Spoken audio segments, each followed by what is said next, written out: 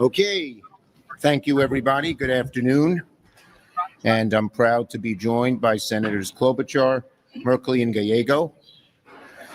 So, yesterday, the House and Senate finally agreed to pass legislation to compel Donald Trump to release the Epstein files. A few hours after it passed the House, I came to the floor and got unanimous consent for the Senate to immediately pass that bill. I told Leader Thune that I was going to come to the floor and ask for a unanimous consent request that deemed the bills passed. And at about 5, before the first vote, and at about 10 of 5, he said he wasn't going to block it. That was good. But enough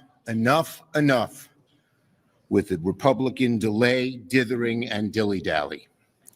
This morning, the Senate finally received the Epstein bill. It's finally on its way to the president's desk. That's right. After months of waiting, months of Republican delay, so many failed attempts from Trump to hide the truth, the Epstein File Transparency Act is headed to the desk. It's a huge step for justice, for the brave and unrelentingly courageous victims. They were amazing. It wouldn't have happened without them. We salute them. It's also a great day for Americans because Americans wanted to see the truth. Let's be clear, though, this wouldn't have happened without Democrats like the people with me today. But we are not done. No way. Our promise to the victims and to the American people is this. This will not and cannot be the end of the work. We'll keep the pressure up, pressure for the president to sign, and then pressure on the DOJ to release the full, unredacted files. No hiding, no game playing, no covering up. Pressure to make sure the documents are released in their entirety and not warped by a corrupt DOJ who's hell-bent on hiding the truth, bending the law, and protecting Trump. Trump's own Justice Department that told him he was in the files. Remember this. We know he's in there. He knows he's in them. What the heck is he hiding and been hiding for so long? It's time for the truth.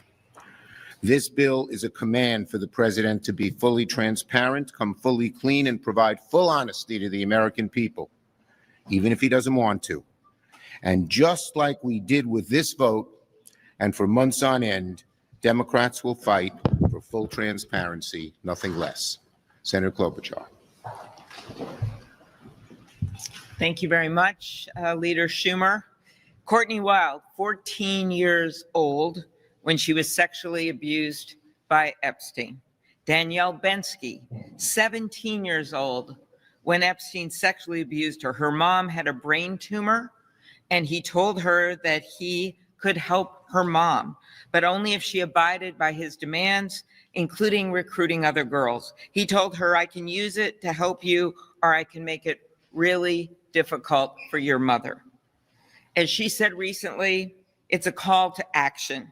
We're standing up for so many victims of sexual assault. As a former prosecutor, I can tell you that's what this is about. It is also about trust. When Donald Trump and the Republicans promised the American people time and time again, whether it was about bringing down costs, not true. Whether it was about making changes that help people, not true. But whether it was about releasing these Epstein files, now we'll find out the truth.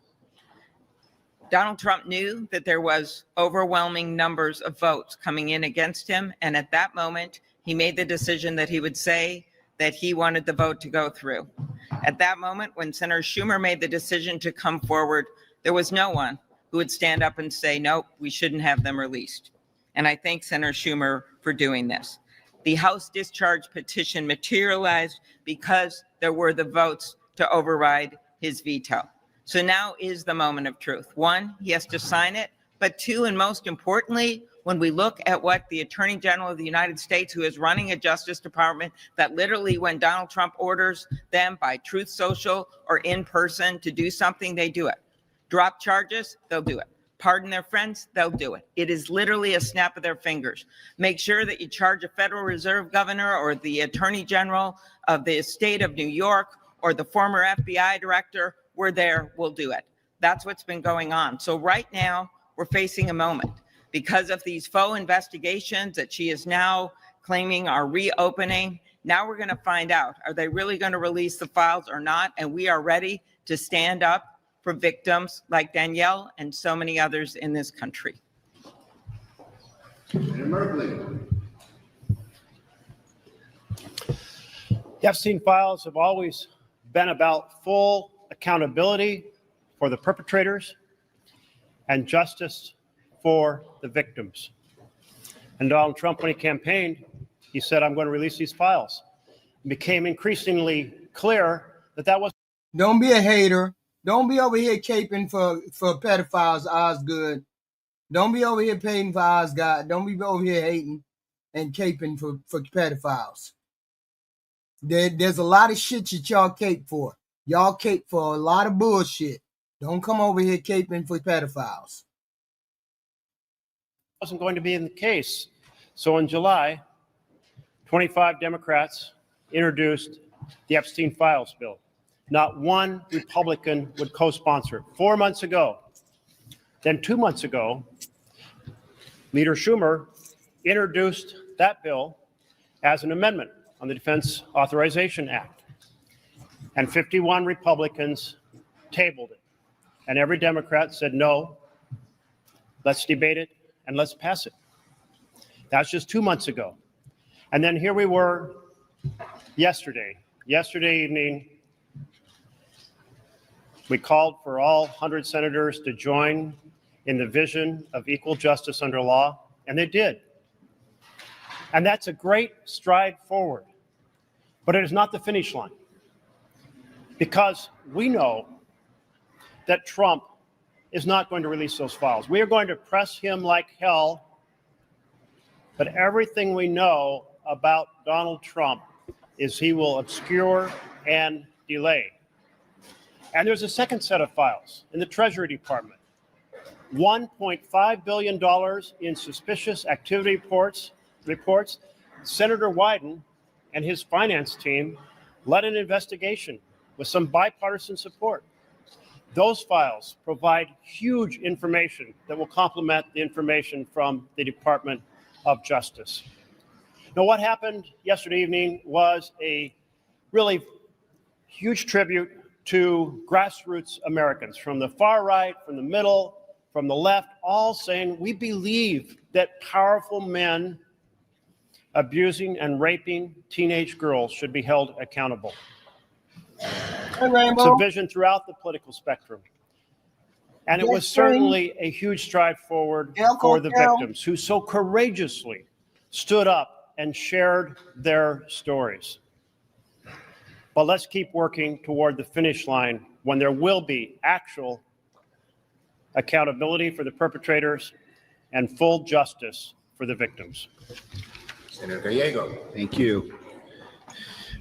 Well, today we've won the battle for justice. We won the battle for these poor women that were victimized repeatedly, both by these awful elite men, as well as the Trump administration by trying to cover up every step of the way accountability. But it's just a battle. There is still war that needs to go on. We should not be in any doubt that this president is going to take every opportunity, along with his allies, along with Attorney General Pam Bondi, to slow down, to cover up, to confuse, because at the end of the day, the truth will come out and it will hurt this administration. So I just encourage everyone that was involved from the fight from day one to make sure that we do not fall for the same traps that he's going to continue to put down. These women deserve justice. These women deserve to be treated like any other U.S. citizen. And just because it was elite men from New York City or from Mar-a-Lago or from wherever in the world, they deserve to be brought to trial and to justice just as much as anyone else. The president needs to show that he is for us and not for them, and stop trying to stop a real open investigation and a real understanding of what happened with the Epstein files. Thank you. Okay, questions? Yes. What's your reaction to this proposal from helped Committee Chairman Bill Cassidy to set up HSA accounts to help people afford insurance plans on the Obamacare marketplace. Could that be a potential common ground? Is that? Look, we insist on that the ACA tax credits have to be renewed and extended, period.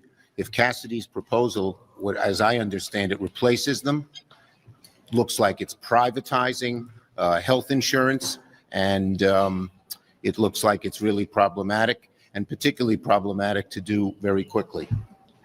Yes.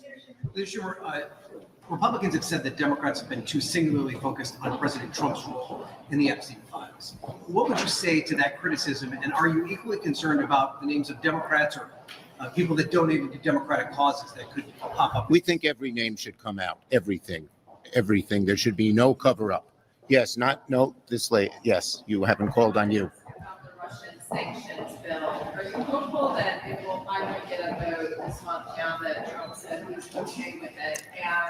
And if it does become law, what do you think should be the focus? Do you think there should be 100% tariffs on Turkish goods, Chinese goods, Hungarian goods? What would be the most effective? Look, the bottom line is I think there are 87 co-sponsors or sponsors, including Leader Thune and myself. We've wanted to move the bill for a long time. Hopefully it can move. Putin has to be told in every way that he cannot be just a bully and overrun Ukraine.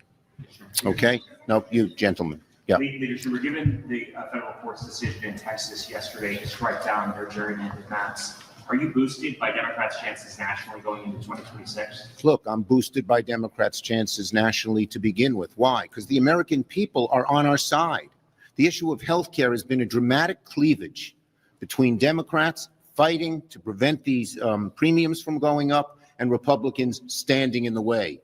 Even we've seen this over and over again. The American people know we're on their side. They know the Republicans are opposing them, and that's going to serve us very well in 2026. Thank you.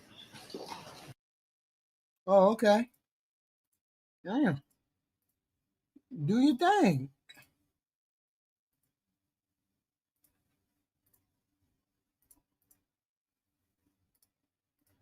The shutdown is over, and thankfully, after 43 days, we had enough Democrats who concluded that continuing to punish the American people with an extended shutdown wasn't the right way to deal with the challenges that face our country. And so we're all very pleased that we are out of the shutdown. And of course, the question now is what comes next. And I think, at least here in the Senate, we have a lot of things, as you know, we have to get done. The defense authorization bill, which has passed the Senate, is now being conferenced with the House. When that conference is complete, we want to get that across the floor of the Senate.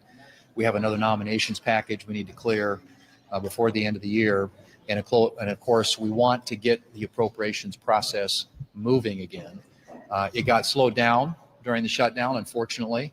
And as a consequence of that, we've got a lot of ground to make up. But as you all know, we did pass the 3 appropriations bills, and Milcon VA, Ag, and Ledge Branch. So 3 of the 12 are now law. And those 3 we got across the floor of the Senate before August, which is the first time that's happened since 2018. So as you all know, we are very committed to regular order on appropriations. We think that's the best way to fund the government, rather than having an omnibus bill written in the leader's office or a year-long CR. Going through a normal appropriations process where the committee marks up bills, has input from all the members on the committee, reports them to the floor, and there's an open process, transparent process on the floor, we think is the best way to fund the government. And so the challenge now is to get the next package ready to go. We've got the defense appropriations bill ready. We tried to move to that during the shutdown. The Democrats blocked it. We want to get on that. We're also trying to clear 4 other appropriations bills to put together a minibus that we could act on here in the Senate. So we're working through those holds, but I would just urge everybody who is interested in actually having the government funded through the traditional appropriations process to try and work constructively to get these bills up on the floor, to let us get on them and have an amendment process and try and process them in a way that enables us to fund the government through the appropriations process, as opposed to, as I said, either a continuing resolution or an omnibus or something like that. Those are not solutions that are good for the country, and they're certainly not good for this institution or for the House of Representatives. We want to do it the old-fashioned way. So that's what we intend to be working on over the course of the next several weeks, and I'm hopeful we'll have more progress to report. Although it was totally unnecessary. Yeah. People coming out saying all kinds of weird shit. What the hell is going on? What the hell is going on? Here we go.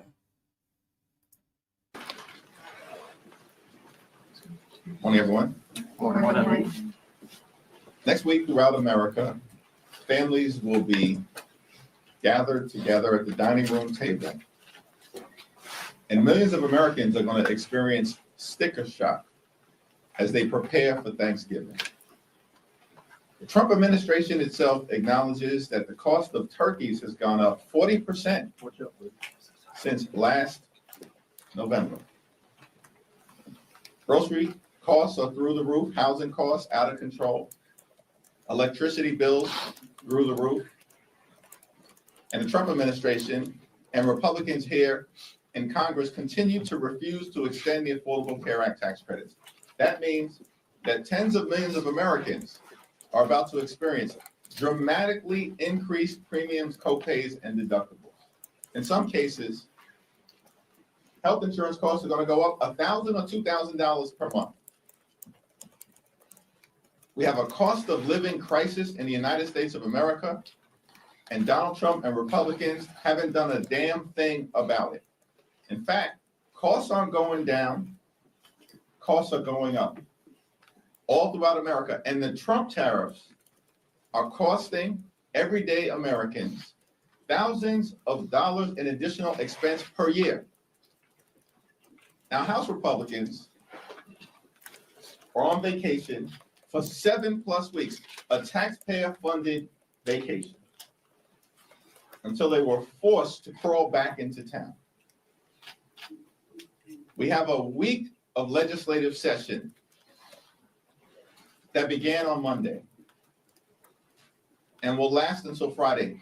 And House Republicans haven't brought a single bill to the floor that actually addresses the high cost of living in the United States of America.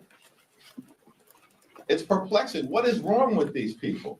What did they not get from their shellacking 2 weeks ago all across America, up and down the ballot, in state after state after state, where the American people have made clear we don't support Republican extremism. Republicans have done nothing to make our life better. And we're thankful for Democrats for continuing to lean in to driving down the high cost of living. And now we're in the midst of this healthcare affordability fight. And Donald Trump's response to it is, let's repeal the Affordable Care Act. No credible plan to make healthcare more affordable for the American people. Donald Trump's plan, adopted by House Republicans, is let's repeal the Affordable Care Act, and we're going to continue to refuse to extend tax credits that make healthcare more affordable for working class Americans, middle class Americans, and everyday Americans. House Democrats are going to continue to stand on the side of the American people. Our fight will be to continue to lower the high cost of living, to address the Republican healthcare crisis, fix our broken healthcare system, extend the Affordable Care Act tax credits, and actually do things that are designed to make life more affordable for the American people. Question? Leader Jeffries. Honor? During the very high profile Michael Cohen hearing, Stacey Plaskett was in direct communication with Jeffrey Epstein, and this was after he pleaded guilty to sex crimes. This is after the Miami Herald investigation into all these heinous acts. You Republicans got to bring something to the table. You Republicans don't stand on anything. That's why nobody wants to go over to your party. Nobody's coming to your party. Don't be mad. You got a corrupt leader. You got corrupt senators. You got corrupt House people, nobody wants to come over to the Republican Party. Stop it. So why is a Democratic leader, why are you okay with that? You guys have nothing. You guys have nothing to offer people. Name 2 things that you have to offer people to come over to that side of the table. Name 2 things that you all offer as Republicans to make somebody come over to your table. I expressed my position on the floor yesterday. My statement speaks for itself. In a bipartisan way, the resolution that was introduced targeting Stacey Plaskett was defeated. And it was defeated for several reasons, including the fact that it was a dramatic overreach related to throwing her off her committees. But what about her actions? Her actions. If you're going to ask a question, you got to let me answer. Democrats and Republicans defeated the censure. Stacey Plaskett has made clear her position as it relates to Jeffrey Epstein repeatedly, and her words speak for itself. She said, quick, I'm next. I'm up next. Thank you, Leader. Now, following up on that, should Plaskett be sent to ethics, and should there be an ethics investigation? There was a vote on that yesterday. My vote speaks for itself. Republicans decided not to go down that road. Mayor Jeffries. Thanks. Yeah, have you met with MBS yet? And I know you cannot, Steve Guy. I know you cannot be over here talking about Democrats are KKK, and we just got that big gigantic email dump from the City Hall Republicans or up and coming Republicans doing all those racial attacks. I know you're not over here talking about the Democrats have a racial problem or KKK problem when we just got that drop of all those emails from your top Republican leaders. Stop it. if so, what was discussed? And if not yet, will you be? I was part of the bipartisan meeting hosted by the speaker this morning. I asked the Crown Prince about his views relative to a just and lasting peace between Israel and the Palestinian people, and his views as it relates to the importance of a two-state solution. Crown Prince reiterated his view that a one-state solution in Israel is impractical, and that the best path forward, of course, involving the reconstruction of Gaza, is to eventually find a robust path toward a safe and secure Israel, living side by side in peace and prosperity with a Palestinian state. I support that position. I think we'll continue to stand by the special relationship between our two countries. It's incredibly important. But as we move forward to find a path toward a just and lasting peace, ultimately, it has to involve a safe and secure Israel, living side by side in peace and prosperity with a Palestinian state, where the Palestinian people can realize their aspirations for dignity and self-determination. Crown Prince reiterated what he has said publicly, his commitment toward finding that path forward. And was Jamal Khashoggi mentioned at all in his murder? It wasn't mentioned in the conversations that I was a part of throughout the meeting. Leader Jeffries. Thank you, Mr. Leader. Leader Schumer told reporters yesterday that he consented to adding the Senate phone records provision that the House will vote on tonight to repeal. He said that he wants to make sure that at least Democratic senators were protected from Bondi and others who might go after them later on. Were you previously aware of Schumer's consent, and what's your reaction to it given your opposition to the provision? No, and I haven't had the conversation with Leader Schumer. What I can tell you is that during the Rules Committee that House Republicans had last week, they expressed their outrage. Republicans expressed their outrage at this Republican senatorial slush fund that was put into the spending agreement that they all voted for, notwithstanding the outrage that 8 Republican senators have basically built into law a slush fund that will give those senators millions of taxpayer dollars. That's special treatment for United States senators in the Republican Party, part of the bill that they all voted for last week.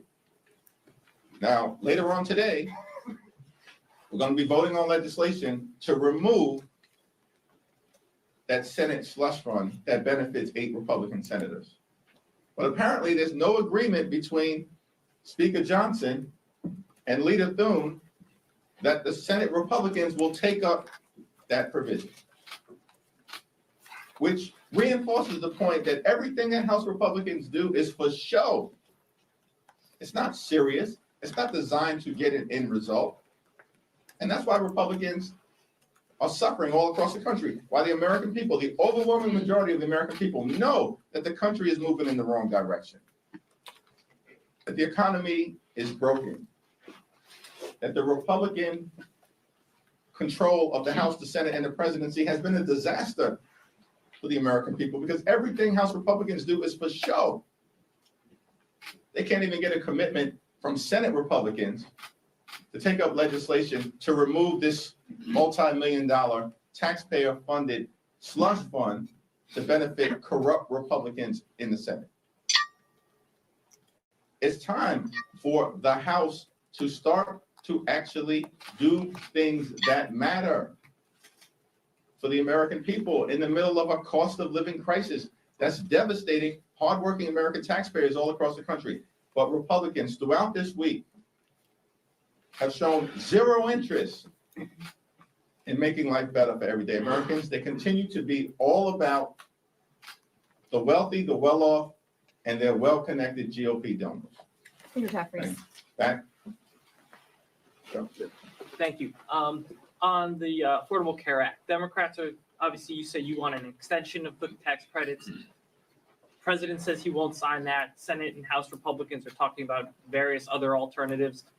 Is there a potential for compromise here? And if so, where does that originate from? Because it seems like the parties are talking past each other. Right We're in the middle of open enrollment right now. So tens of millions of people all throughout the country realize that their health insurance premiums are skyrocketing because of the Republican refusal to extend the Affordable Care Act tax credits. And during the Trump Republican shutdown, we repeatedly indicated that we want to work together in good faith with the other side of the aisle to address the Republican healthcare crisis. And Leader Schumer even offered a very reasonable proposal, which is a 1-year extension of the Affordable Care Act tax credits, and then a bipartisan commission to discuss fixing our broken healthcare system moving forward that Republicans continue to devastate. And Republicans refuse to take yes for an answer. And so at this moment in time, the House Democratic position is very clear, very simple, very easy, very straightforward. A 3-year extension of the Affordable Care Act tax credits before they expire on December 31st of this year. If Republicans refuse to act, the American people will understand why their health insurance premiums are through the roof and why tens of millions of Americans will no longer be able to go see a doctor when they need them. Leader Jeffries. Thank you so much, Leader Jeffries. House Oversight Chairman Comer said yesterday on the floor that you had Jeffrey Epstein over for dinner and took money from him back in 2013. This was after he was on the sex offender list. Any comment on that? And will you be holding members accountable regardless of party affiliation if there were any misdeeds related to the Epstein files? Was that a serious question or a serious statement from malignant clown James Comer, that I had Jeffrey Epstein over for dinner, that I accepted money from Jeffrey Epstein? What's extraordinary to me about the clown show on the other side of the aisle is that they lie with impunity on things that are objectively verifiable. And why do they do that? It's because for months, Republicans have been burying the Jeffrey Epstein files. Not Democrats. Our view continues to be the same. We want to make sure that what the survivors have asked for, which is full and complete transparency in order to bring about accountability, actually happens. And Congress decisively and in a bipartisan way acted yesterday with respect to the release of the Jeffrey Epstein files. That's a victory for the survivors and a victory for the American people. And Donald Trump needs to sign that bill into law expeditiously. Some Republicans have implied that there's been a backdoor deal made for those Republican votes yesterday on the Plaskett censure in return for not bringing up a Corey Mills censure. Do you have any response to that? And was there a backdoor deal made there? What Republicans have Anna suggested that? Palamuna, who else? Mace, a couple other women. Yeah, the only thing that I can say is that Democrats are not going to unilaterally disarm. And there's a long list of Republicans worthy of censure. A long list of Republicans. Not enough time in the legislative calendar if Republicans want to go down this road of censuring members or throwing them off committees. Thank you. Macron. Thanks. A couple of months ago, you had done an event downstairs with Jared Golden to promote a discharge petition on restoring some collective bargaining rights for federal workers. That discharge petition hit 218 on Monday. I'm just wondering what happens now. Do you anticipate that will be called up? Will there be a vote on that bill in December? Well, Speaker Johnson is required, pursuant to the discharge petition, to set in motion an up or down vote on restoring collective bargaining for hardworking federal employees. And that's a bipartisan discharge petition that will trigger that vote. So we know the votes exist in the House of Representatives. But this is another example of Republicans attacking hard-working American taxpayers, working families, members of organized labor, everyday Americans and middle-class Americans who. Yes, we're going to have a lot of people held accountable. Unfortunately, we can't hold accountable the people that got pardoned. But we're definitely going to hold a lot of people accountable from this administration because a lot of people going to go to jail when they get done. Benefit from union involvement and many Republicans going to go to jail behind this president. Union participation and collective bargaining against powerful interests across the country. The House Republican majority has been a complete and total failure. They have failed the American people. Life has not gotten better, despite all of their promises to lower the cost of living on day one. Costs have not gone down. Costs have gone up. And the American people know it's because of failed Republican policies. Thank you, Leader Jeffries. Throughout Malignant shutdown, clown. you really emerged on national stage, and President Trump didn't hold back his attacks. I know this may sound perhaps counterintuitive, but did this give you perhaps more confidence that he sees you as a strong opponent, the one who can move the political needle? And do you consider presidential run 2028? Well, I appreciate you suggesting that throughout the shutdown I emerged on the national stage. I think my mother has done a good job of circulating talking points in that regard. But this fight was always about the American people and putting the American people first. And we're going to continue to lean into that fight, to lower the high cost of living, to fix our broken healthcare system, and to clean up corruption. In the Congress, that is going to start with making sure we prohibit stock trading by members of the United States Congress. And of course, we've got to deal with corruption within the Supreme Court and in the administration, the most corrupt administration in American history. Our focus on the non-governmental side will continue to be taking back control of the United States House of Representatives, because that's the most significant thing that can be done to begin the process of ending this national nightmare that has been visited on the American people by Donald Trump and Republicans. And Democrats are going to take back control of the House of Representatives. And we're going to do so decisively. This whole notion, it was always a fantasy. Some people bought into it. This whole notion that Republicans were going to be able to gerrymander their way into rigging the midterm elections, and Democrats in the House were just gonna unilaterally disarm, roll over, and play dead was a fantasy. And I told that to Mike Johnson months ago, directly.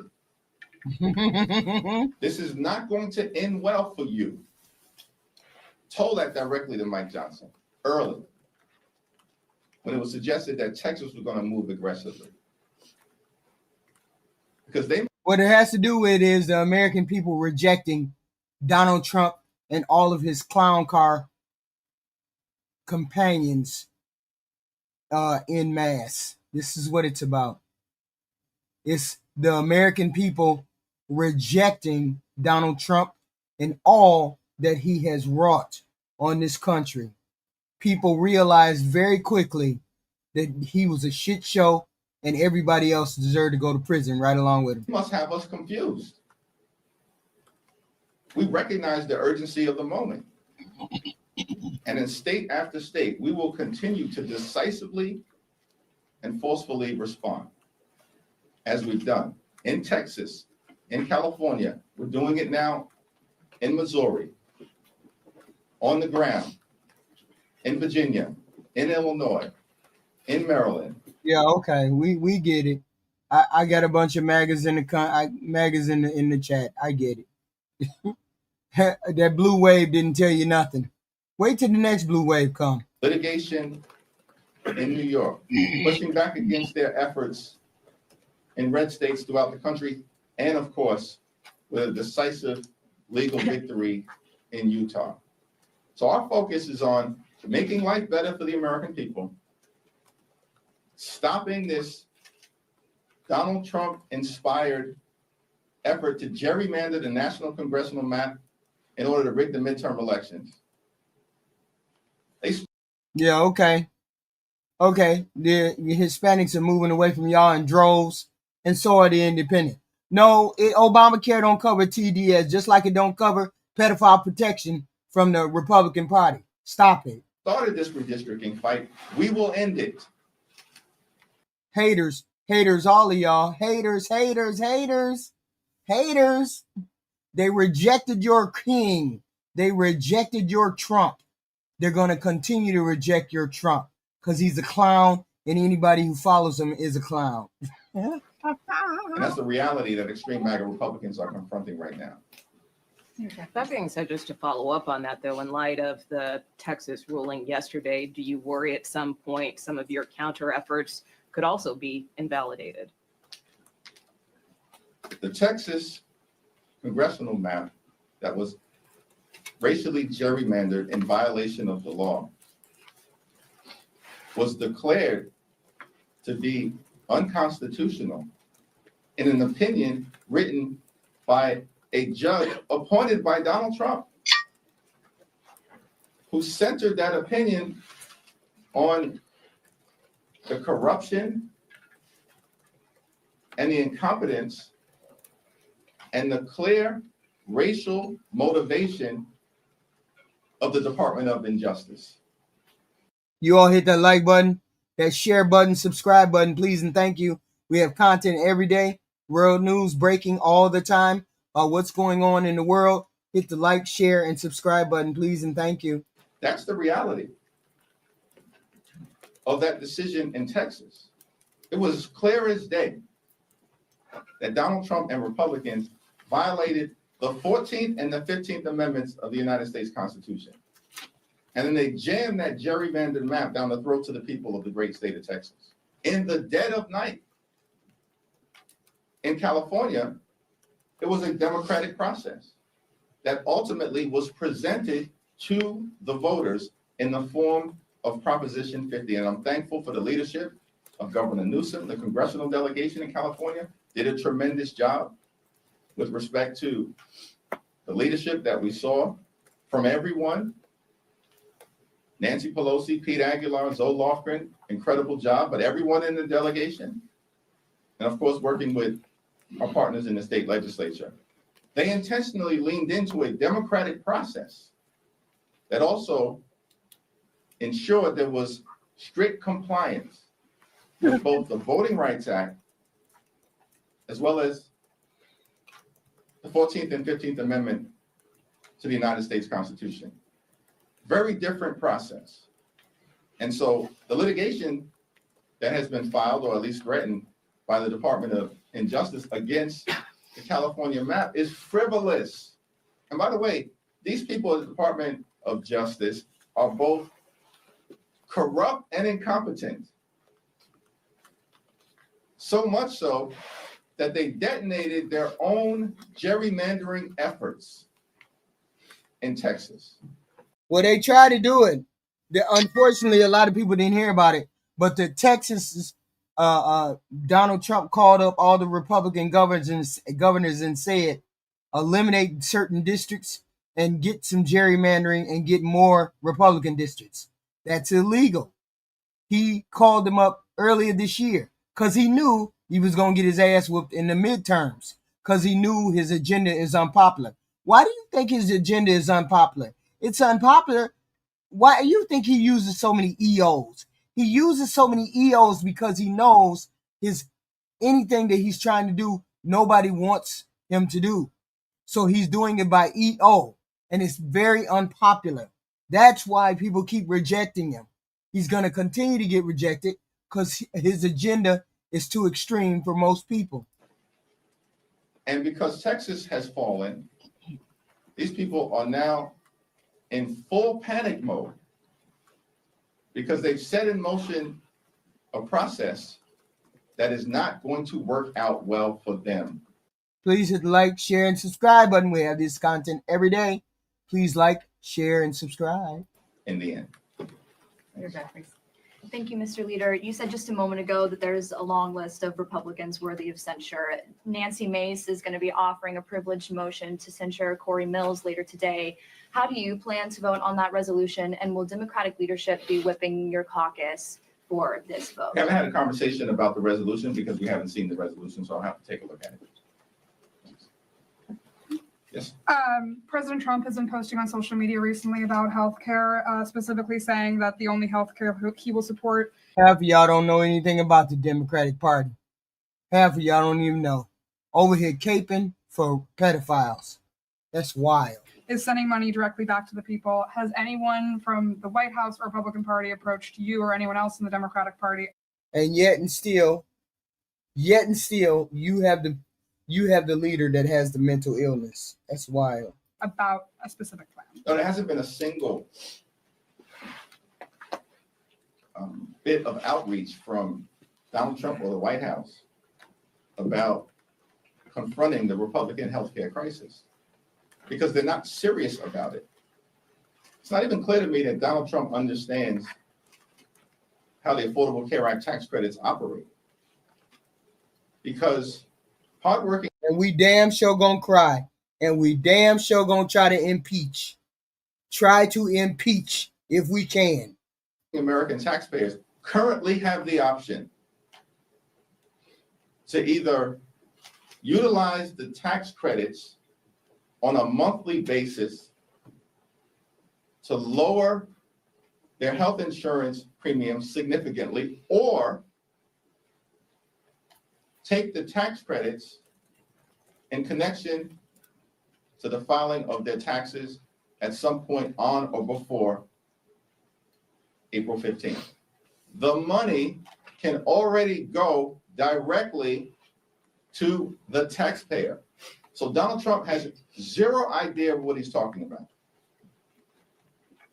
He always has zero idea. He never has an idea. This is all fantasy. It's all political theater from Donald Trump.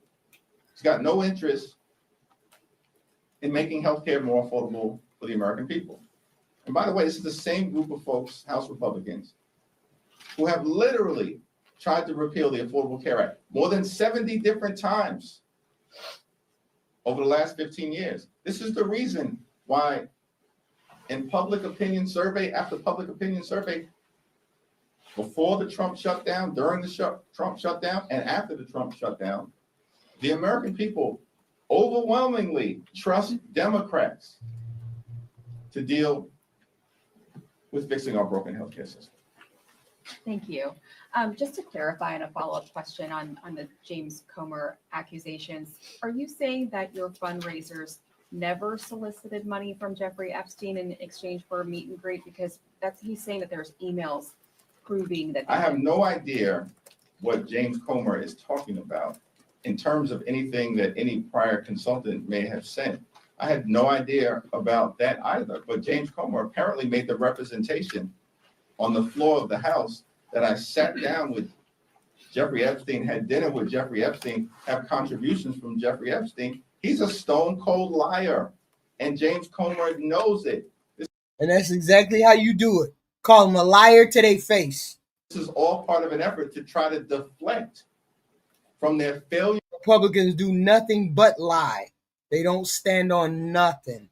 As a House majority to deal with the issues of importance to everyday Americans, and of course, to the fact that Republicans have been running a pedophile protection program for the last several months until the survivors, partnering with a handful of courageous Republicans led by Representative Massey, partnering with Representative Connor and House Democrats, forced Donald Trump, forced Mike Johnson, and forced the Republicans to capitulate so that the American people could have the transparency that they deserve. And just a quick follow-up, do you regret that Stacey Plaskett did what she did? And is that something that you would tell other Democrats not to do in the future? I think that Stacey Plaskett has spoken extensively on this issue, and I'll let her words speak for themselves. Thank you. Following up on ACA, I know you mentioned your position of the discharge petition for the 3-year extension, but what about something like the Kevin Kiley, Sam Ricardo, the bipartisan bill it's a 2-year extension, it adds income taxes, a couple other conditions. Is that something that leadership could get behind? Yeah, the House Democratic position right now, supported by the overwhelming majority of House Democrats, is a 3-year extension of the Affordable Care Act tax credits. Now, Republicans have repeatedly been given the opportunity to take yes for an answer and to address this healthcare crisis that they've created, which includes but is not limited to the largest cut to Medicaid in American history. That's what they did in their one big ugly bill. And as a result of what Republicans have done, hospitals, nursing homes, and community-based health centers are closing all across the country, including in rural America. This is devastating everyday Americans. At the same period of time, Republicans set in motion a possible cut to Medicare. They're going after the Centers for Disease Control, $1.7 billion cut to the CDC. That will be the largest cut in American history. In this appropriations process, that's what Republicans are trying to do.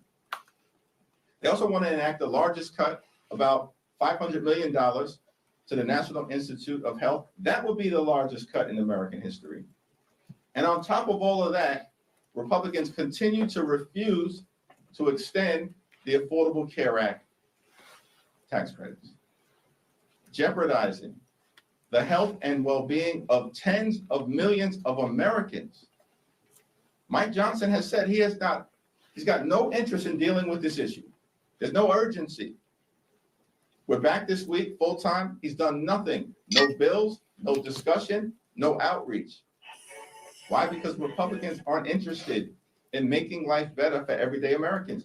Republicans, like they did in their one big ugly bill, largest cut to Medicaid in American history, ripped $186 billion in SNAP funding from hungry children, seniors, and veterans. And why did they do all of that? To provide massive tax breaks to their billionaire donors, which they made permanent.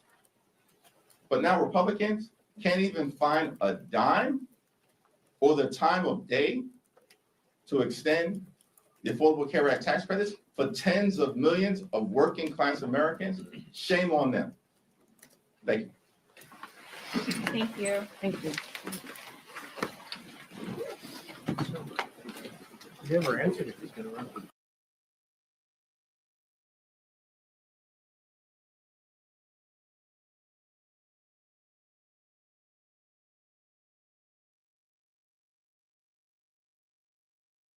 Texas tonight, a federal court has blocked the state from using its newly drawn congressional map, one that aimed to flip several Democratic-held districts to Republicans ahead of the 2026 midterms. In a 2-1 ruling, the judicial panel said the map was unconstitutional and racially gerrymandered, directly faulting Governor Greg Abbott for ordering the legislature to draw districts based on race. The judges ruled that the state must revert to its 2021 map.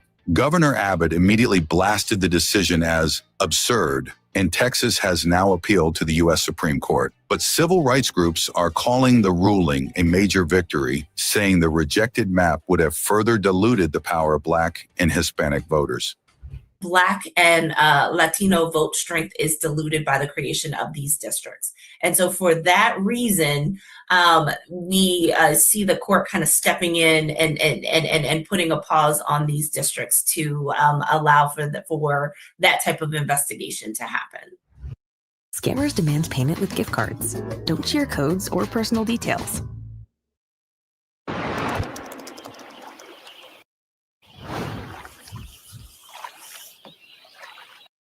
The NONRACP points out that while Texas is only 40% white voters control over 73% of its congressional seats. Lawyers for Latino groups say the map intentionally packed minority voters into a few districts while removing them from others, eliminating potential majority-minority seats. The court agreed, finding that Texas lawmakers use race as a primary factor in drawing lines, violating constitutional protections against racial discrimination in voting. The decision also deals another blow to President Donald Trump, who had pushed aggressively for redistricting efforts in GOP-led states to secure more Republican seats. It is unconstitutional to draw district lines with race as the primary factor. And it's also a violation of the Voting Rights Act to purposely draw district lines in such a way that minority groups, and so that could be based on race, it could also be based on language, are seeing their voting strength diluted. In California, Democrats have approved a new map targeting 5 Republican districts, prompting Trump's team to sue. With Republicans holding a razor-thin 219 to 214 majority in the U.S. House, the stakes could not be higher. A handful of seats will determine control of Congress in 2026, and Texas was key to the GOP strategy. Tonight's ruling sends the redistricting fight straight toward the Supreme Court, setting up a potentially landmark showdown over who gets to draw the lines and who holds the power in Washington. I would say Houston, let me hear you, but then, well, you know. Oh my God. Okay. I'ma calm down. I am so excited to be back home. Now, y'all know we got a little drama going on, you know, at my workplace. So it's a little dramatic, okay? And I've got to tell y'all that I'm not only excited to be home, but I'm excited to be home and to be home with a real governor. Because well, anyway. Some of y'all may know how I feel about him. Yeah. So y'all are so funny. Okay. Let me get to this so I can get to the main thing. Okay. We love you, Jess. Oh, I love you back. I love you back. So I never know what I'm going to say. And so there's so much energy in here that I know that I'm going to my phone and I'm gonna say the stuff on my phone. So, oh yes, the sorors in here too. So as I was on the trail, y'all gonna let me get through this. So as I was on the campaign trail, and I was on the campaign trail for Biden and Harris. Yeah, the people. Yeah, right. Okay. All right. I digress. So I used to go so many different places around the country, and some of you may know that I'm the child of a preacher, and so I would always come up with a song. So I didn't have like a Bible verse I would come from, but I would go from like a song. It may be something that's modern, or it may be a gospel song. And considering the energy in here, this feels appropriate. There is a gospel song that goes, I don't feel no ways tired. It says, I've come too far from where I started from. Nobody told me the road would be easy. I don't believe he brought me this far to leave me. Now, the reason that I want to start with this song, because I need y'all to have this energy, this amazing energy that I am feeling in this room. I'm gonna need y'all to keep it up. Y'all are not going to be allowed to feel tired because we got a lot of work to do. Now, I know that we have talked about November 4th and everybody was really excited about November 4th. We even saw historic wins in places like Mississippi and Georgia without them even having the investments. Let me tell you something, Texas, we can do this. Are you throwing out racial shit around here, Carlise? Are you throwing racial shit around in my chat? We can do this if you just make sure. You Republicans are poorer than us Democrats, Steve Guy. You Republicans are poorer than we are. That you keep that song in your mind, that you feel no ways tired. So let's talk about where we came from, okay? I hate to talk about it, but we're going to talk about it. So, you all hit that like and share and subscribe button. We have this content every day. Different content, different subjects, different people. As I said, as we did a rally. I don't particularly care for Jasmine Guy, but that's okay. She's okay with me, but I don't want to listen to her all that. But I would like to find out what happened to this young lady right here. Here we go.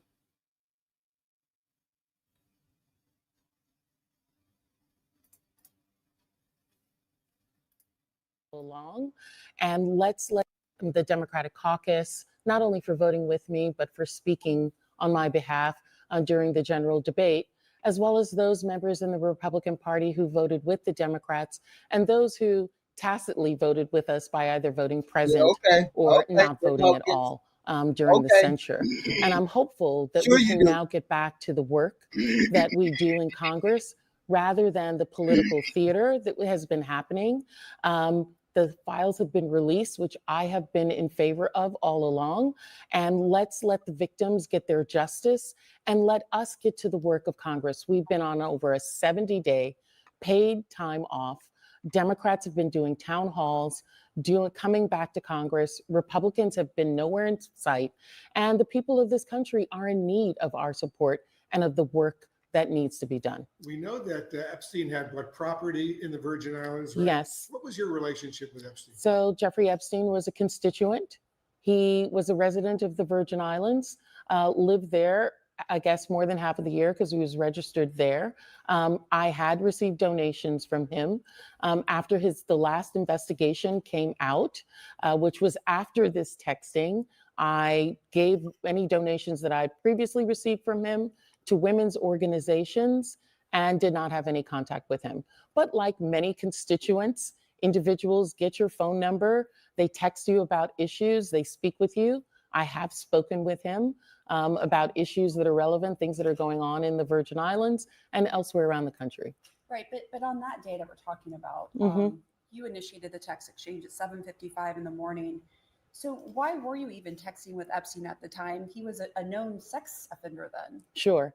I explained to people, I've been a prosecutor for many years. And there are a lot of people who have information that are not your friends, that you use to get information to get at the truth. This was 7 years ago. And people need to understand this was a huge hearing that was taking place with Michael Cohen finally coming forward to talk about monies that he had with the hush money, potential hush money that had been paid to Stormy Daniels to keep her quiet about the allegations against Trump. We were entering a hearing. Lots of people were texting me. Lots of people were giving me information. And I find it really interesting and almost rich that the Washington Post took 30 seconds, one set of question line that I did, and say that Epstein was directing me as to what to question Michael Cohen. I have 5 minutes of questioning. I had a lot of questions, 20 years of experience that I had at the time, along with other information I was getting from many sources about issues that should have been raised. And I also want to say that the issues that I raised in that hearing related to individuals who were closest to the president and who could know about money has never been looked into. Right, and we have the full transcript right here. But no doubt you have an impressive resume, right? You're a former federal prosecutor. You were an impeachment manager. But yes or no, if Epstein had not brought up Rona to you in that text, would you have asked Michael Cohen about her independently? Probably not. I asked about 3 other individuals as well. Everyone knew, other people knew that this woman had been the president's assistant. I talked about other individuals who were also close to him that other people had given me information about, that I'd found other information about. And there were other issues that I talked with him about as well, Michael Cohen, that I brought up during that time. Right. So as a prosecutor, as an investigator, you glean information, get information where you can.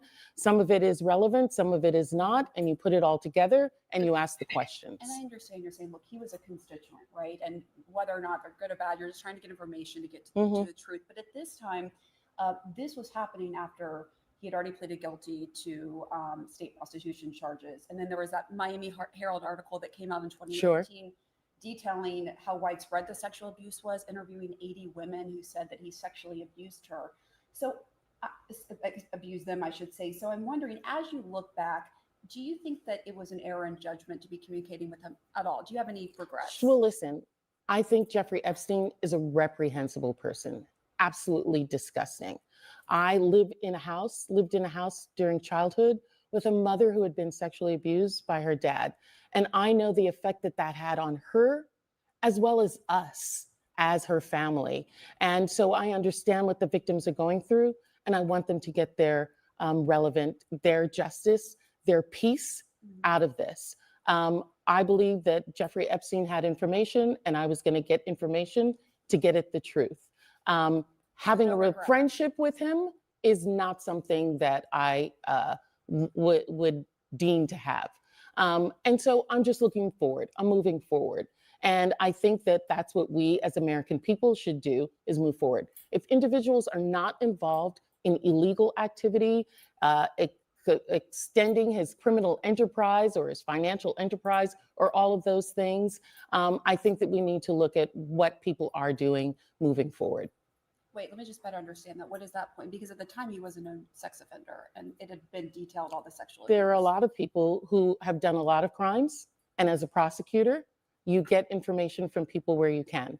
I've interviewed confidential informants. I've interviewed narcotics, drug traffickers and others. And that doesn't mean that I'm their friend. That doesn't mean that they are. She just needs to own it. She just needs to own it. Epstein, she just needs to own it. We don't know why he was texting her. We don't know why he was trying to say whatever he was saying, we don't know why she was talking to him. We don't know why she asked a question about whatever. I'm pretty sure, but it's nothing more nefarious than her asking questions. She needs to own it and just leave it alone. Yeah, he told me X, Y, and Z, and I actually made the connection. And then I use that connection. That's all she got to say. Just dumb. Friendly with me, it means that they have information that I need and that I'm trying to get at the truth. And that's what I did. So no regrets, basically, is what you're saying. I'm moving forward.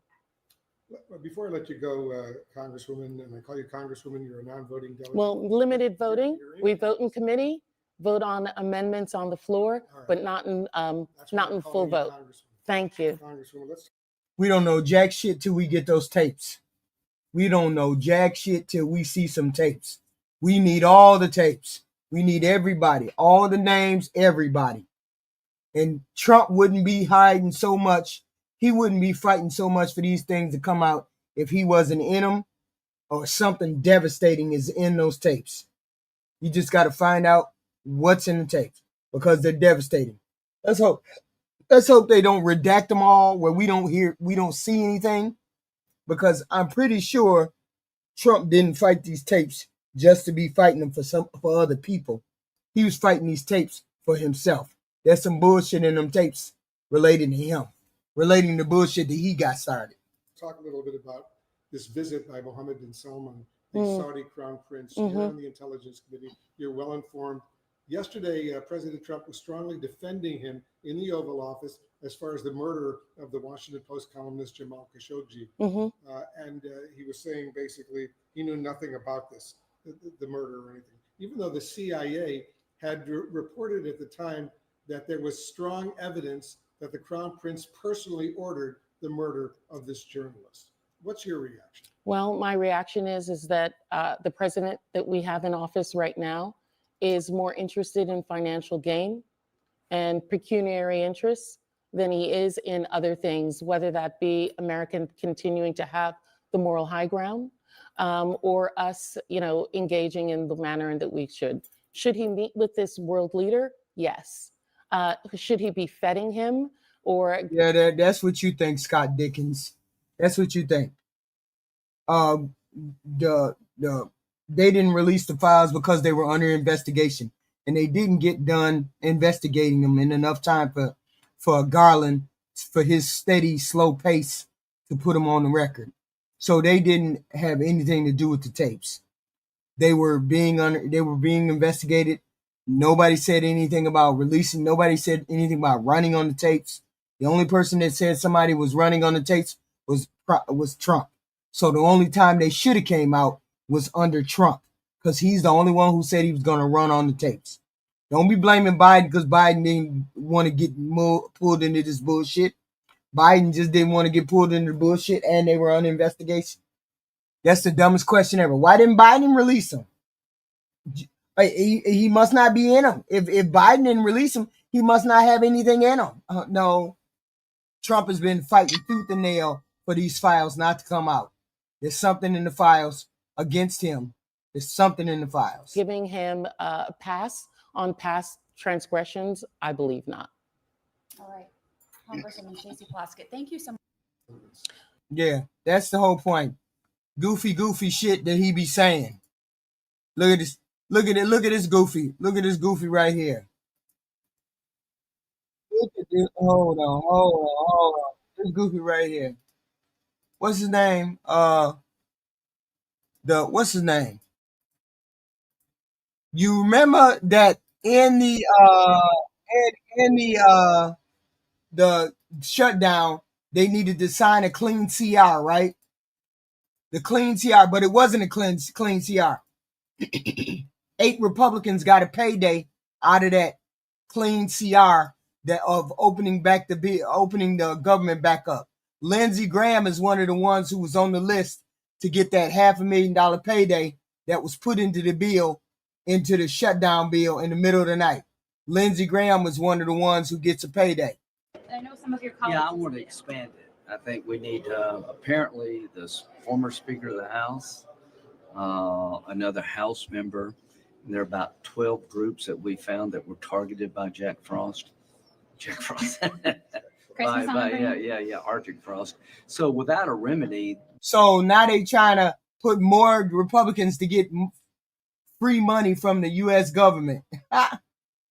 They trying to get more senators and House Republicans to get more money from us as the taxpayer so they can get paid because they were under investigation. So let's get paid under that whole thing. We just paid 8 senators to get paid $500,000 or less. Now they want to expand it to more senators so that we as a taxpayer are going to fund the fact that they were investigated. This is wild. And this is the ringleader. There is no right. So they went after my phone. I did nothing to deserve that. They issued, a judge signed an order saying that if you told me about the inquiry about my phone records, I would be likely to intimidate witnesses or destroy evidence. That's legal slander. I am definitely going to sue.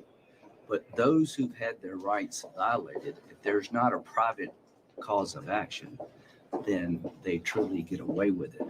So it's very important that people who've been abused by the government have a private right of action, and it's going to be well beyond the Senate. Now, what we did, the Senate has a contract with Verizon that they're supposed to tell us if anybody asks for our phone records. They didn't tell us. There's also a statute on the books about the Senate Sergeant of Arms, that they're not to disclose Senate data, even if there's a court order, without telling us. That was violated, but there's no remedy. But the remedy I'm seeking is for all of those who were abused by Arctic Frost, all of those Republican groups like Turning Point, like the Republican Attorney Generals Association, the RNC. We found in the file that they were targeted. We've had at least one staff member in the Senate that I know of. So I want to open this up so that all those who were targeted will have their day in court. It will be up to them and to me to prove that our rights were violated, but without a remedy, there is no right. What is your message to the House? And they feel like they should get, they feel like the American taxpayer should pay for them to be investigated. They feel like the American tax, and we're the ones who are footing the bill. This is this senator saying he wants to be compensated, and it starts at $500,000, their compensation. That's wild to me. I don't know why it ain't a bigger scandal. And he wants to add more senators, Republican senators, of course, so they can get a payday from the American people. It wasn't illegally investigated, Tony Tigers. Y'all goofy as hell. Y'all MAGAs are goofy as hell. The taxpayers, yeah, we got to pay for, yeah, but we're not supposed to be paying for awards that they won. That's wild. What is your message to the House, though? Because they're voting. They should expand it. They should expand. But they want to repeal it. Well, then I think we're making a mistake in the sense that we're not giving a remedy to people that were harmed. And I would Senator, encourage. what do you know? Senator, what do you know about this Russian- latest Ukraine peace plan? I don't know anything about it, but I'll say this. I hope there's a plan out there, but no plan will work unless Putin believes that we're serious about continuing to provide higher end military aid to Ukraine. And the I swear to God, Stephenson, I swear to God, you couldn't have said it better if you'd have tried. You couldn't have said it better if you'd have tried. The homophobia enabled Republicans to manipulate you goofies, you MAGAs, with this petty subculture, culture war bullshit. I hate gays, I hate trans, I hate brown. With scare tactics into voting against your own interests. I couldn't have said it better my goddamn self, Stefan. Couldn't have said it better. bill that we've been working on for a year and a half that President Trump has now green lighted has to pass, because if we don't have that holding over his head, Putin said, I don't think you'll ever get peace. So I would urge the House and the Senate to pass this bill. So y'all do know, you do know the Epstein files have tapes, videotapes, and audio, right? Y'all do know that they have the video and the audio. These are not emails or paperwork. These are tapes and videotapes and audio tapes, right? Because Epstein taped all of his rooms. He tapes all the rooms in all of his houses. He has tapes of everyone. Yeah, we all late in the game, ain't we? Yeah, is it your understanding that the sanctions bill has to originate in the House? It does, but there's a shell that we could use in the Senate, but it's much easier not to have to discharge from the the Finance Committee, the House shell. I believe they're going to release whatever the hell they feel like releasing. Somebody done seen the tapes. Okay. Need to start it in the House. They've got a lot of co-sponsors. President Trump, I talked to him about this last night. This would give him leverage to get Putin to the table. Europeans seem like they're cut out of the negotiations of this bill, a potential peace plan. I don't even know what we're talking about, so I don't want to speculate. Senator Hawley himself, one of the 8 senators, he said he backed repealing the phone records. Well, I want to expand it. So there you go. Do you plan on suing for the full 500,000? Oh, far more than that. Why do you? You see, he said, I'm going for far more than that. He's going to sue for far more than that. The $500,000 that they put in the shutdown bill. 8 senators put $500,000 apiece in the shutdown bill. After screaming about We put a clean CR on the table and the Democrats won't sign it. We put a clean CR on the table and the Democrats wouldn't sign it. Then when the Democrats went to go sign it, it wasn't a clean CR. It was a bill. It was a shutdown bill that had 8 senators getting $500,000 from us American people in it. Wow.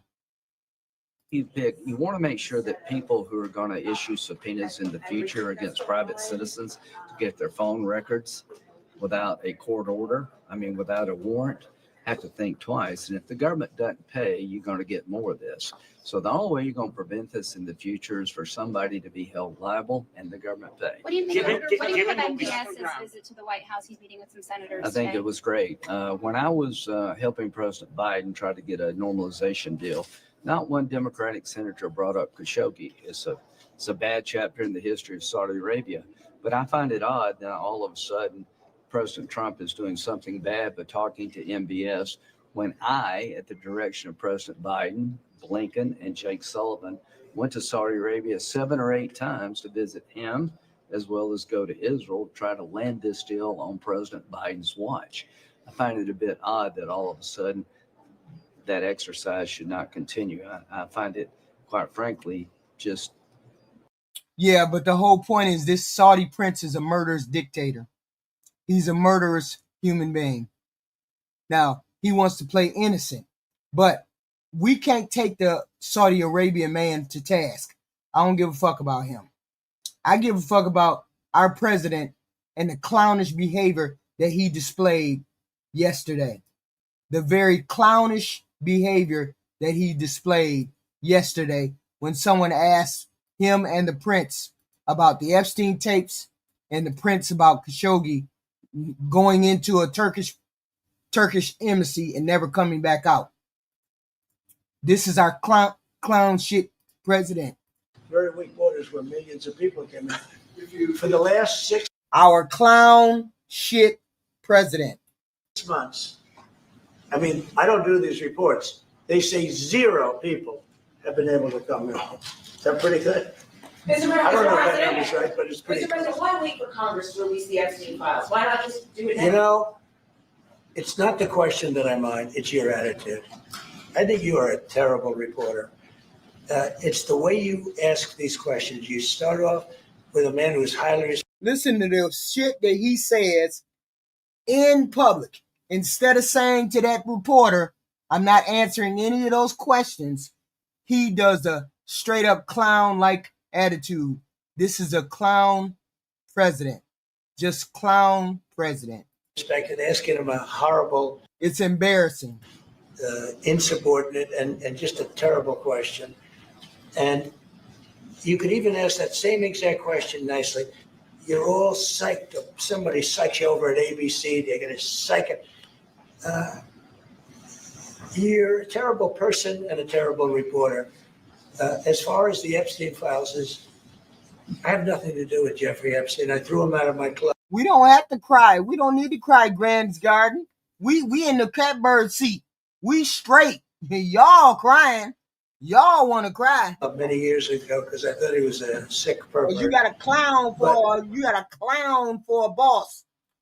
What does it say about the people who follow a clown around like the clown is a god? What does it say about the people who follow clowns around like the clown is a god?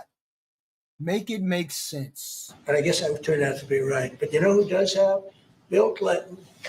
Larry Summers, who ran Harvard, was with him every single night, every single weekend. They lived together. They went to his island many times. I never did. Andrew Weissman here. All these guys were friends of his. You don't even talk about those people. You just keep going on the Epstein files. And what the Epstein is a Democrat hoax to try and get me not to be able to talk about the $21 trillion that I talked about today. It's a hoax. Now, I just got a little report, and I put it in my pocket, of all the money that he's given to Democrats. He gave me none, zero, no money to me. But he gave money to Democrats. And people are wise to your hoax. And ABC's, your company, your crappy company, is one of the perpetrators. And I'll tell you something. So why not just sign it now? I think the Why not just license put it now? should be taken away from ABC because your news is so fake and it's so wrong. And we have a great commissioner, chairman, who should look at that because I think when Listen to the man embarrass everybody. Listen to the man try to get a one-uppance on a reporter. And he embarrasses everybody. Everybody in the room. This president cannot help himself from being a clown. What does it say if people follow behind a clown as though the clown is their God? What does that say about the people that follow the clown? you come in and when you're 97% negative to Trump and then Trump wins the election in a landslide, that means obviously your news is not credible and you're not credible as a reporter. So I've answered your question. You should go and look at the Democrats who receive money from us. And listen to the question she asked next and listen to him go off. What does it say that you follow a clown? What kind of person follows a clown as though the clown is a god? Who spent their time. Larry Summers was with them all the time. That creep. I told you we ain't crying, Grandiers Garden. We ain't crying. The fund guy was with him all the time. What's his name? Reid Hoffman. I don't know Reid Hoffman, but I know he spends a lot of money on the radical left. Reid Hoffman, in my opinion, should be under investigation. He's a sleazebag. And those are the people, but they don't get any press, they don't get any news, and you're not after the radical left because you're a radical left network.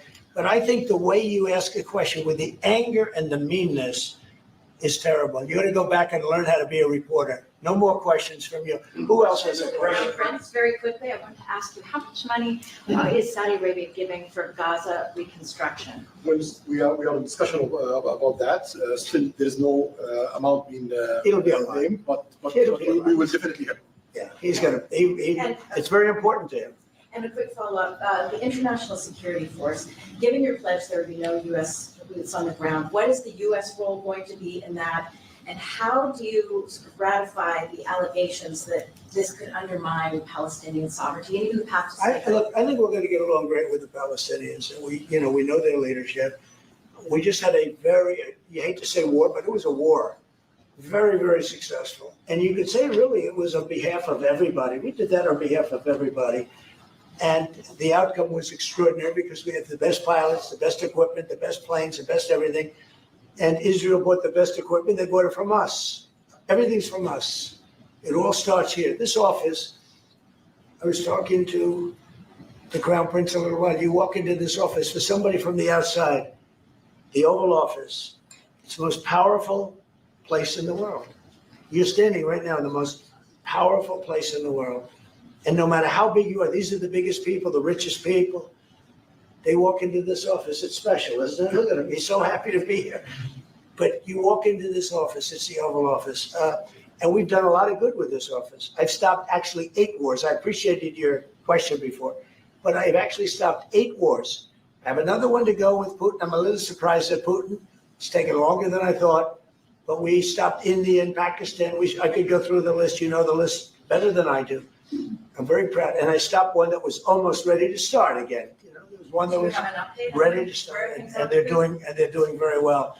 So it all took place right here in the Oval Office, whether by telephone or whether by they came in. Many of these leaders have come in, and they signed their peace deals right here in the Oval Office.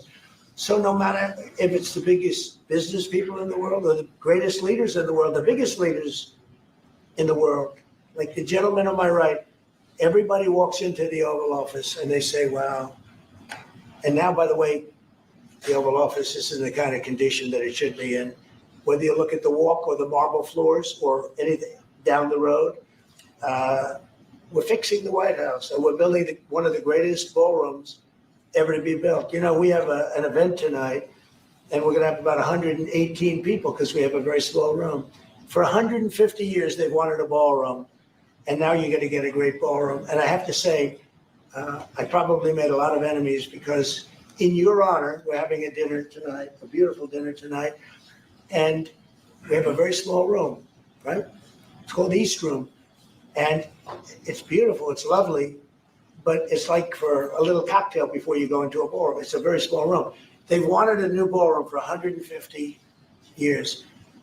We could have sold the big ballroom out 3 times in honor of this gentleman. So I made a lot of enemies because I have a lot of people that are invited tonight or are unable to come because of the size constraint. But you know what we'll do before I leave office? We'll have another dinner because we'll have it ready long before I leave office, and it's going to be beautiful. It's you know, it's a very popular thing what we're doing. And by the way, no government funds. It's all put up private money, all private money. And in the case, I think it's there's a restriction on foreigners. Otherwise, I could have asked you just for a check. Okay? But there's a restriction. These are all private individuals that put up a lot of money to build the ballroom. Not one penny is being used from.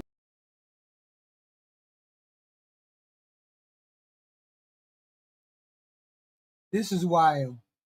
It is what it is. He's a president that embarrasses himself, embarrasses people. It is what it is.